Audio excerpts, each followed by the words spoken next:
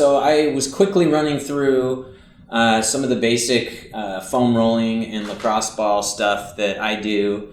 And I was going through that quickly just for the purpose of instructional so that you guys could see all of the basic techniques to address these different muscle groups. In reality, whichever muscle group that I'm on, instead of, just moving it back and forth 2 or 3 times, I would actually more likely do that, 10 or 15 times. The other thing that I will typically do when I'm doing this is I'll pause. If I find an area that's tight, I'm going to pause on those tight spots until I can feel that muscle relax. So just an important note on that you, when you are doing this yourself, you're probably not going to go through it quite as quickly as I just did in my demonstration.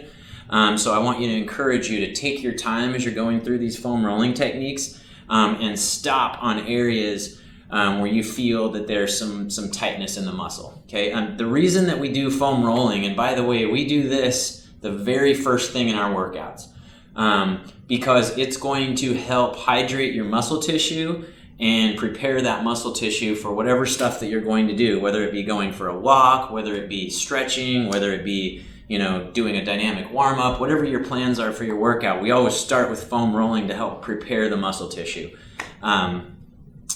The other benefit is, for people that are in their 40s like myself or older, this becomes really, really important for us because it helps prepare our muscles for doing stuff, right? If you're 20, chances are you'd probably be okay to just skip the foam rolling and go right into your stretching and your warm-ups and so forth.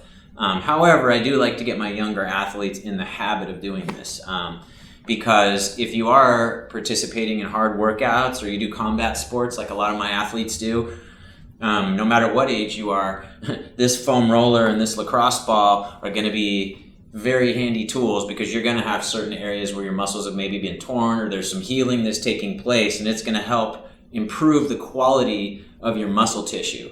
As that muscle tissue heals and recovers from its workouts, stuff that you've done maybe in days past, it's going to help heal that muscle tissue and it's going to help prepare the muscle for the stuff that you're going to be doing in your own workouts.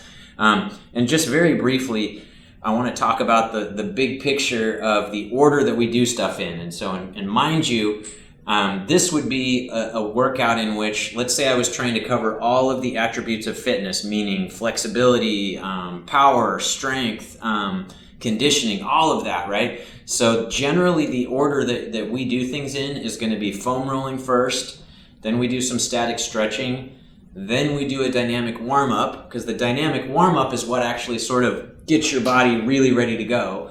Then we would do any power or speed or agility stuff, because you want to do power and speed and agility stuff when your body is fresh. You don't want to do that stuff at the end of the workout when you're tired. Then at that point, we would do strength training. And I already posted a video on a full body strength training routine that you can do just so that people would have something to get themselves started if they're stuck at home working out. Then lastly, at the very end, then you would do your conditioning, your anything that you're working your endurance, you're tiring yourself out, you're trying to improve your aerobic capacity and so on and so forth. That's all stuff we would save at the end of the workout. You don't have to do all of that stuff in every workout, right? It might be as simple as, I'm just going to foam roll today and then I'm going to go for a walk. That's fine. Or maybe you're going to foam roll, stretch out, warm up, and then you're going to do some strength training. Or maybe you're going to foam roll, stretch, warm up, and then you're going to do some ladder drills or some sprints to work on your speed and agility, okay? You don't have to cover all of the components of a workout in one workout, right? You don't have to cover strength, speed, flexibility, endurance. You don't have to cover everything. But if you do, that's the order to go in. Foam rolling, static stretching, dynamic warm-up, agility and speed, strength training, then conditioning at the very end. So hopefully this video has been helpful. And by the way, this thing is called a Rollga. It's a special kind of foam roller that I think is a lot more effective than the standard foam roller. And this is a lacrosse ball, of course. There's many other tools you could buy. I mean, there's balls that come in different sizes. There's sticks for rolling.